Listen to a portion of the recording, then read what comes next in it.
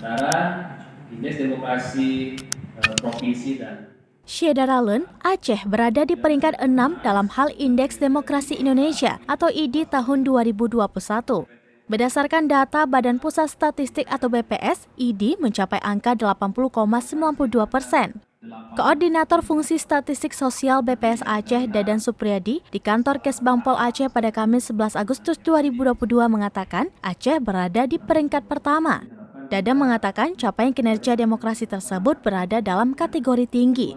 Hal itu dipengaruhi oleh 3 aspek demokrasi, antara lain kebebasan sebesar 85,50, kesetaraan 81,41, dan kapasitas lembaga demokrasi 75,82.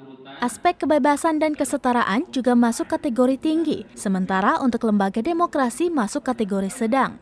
Klasifikasi tingkat demokrasi itu dikelompokkan dalam 3 kategori, yakni tinggi dengan indeks lebih dari 80, sedang 60 hingga 80, dan rendah kurang dari 60. Dadang menjelaskan, dalam kurun waktu 2009 hingga 2020, angka capaian Indeks Demokrasi Indonesia atau ID Provinsi Aceh cenderung fluktuatif dan masuk kategori sedang.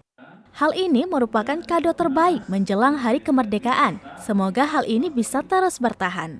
Dari Banda Aceh, Indra Wijaya, Serambion TV.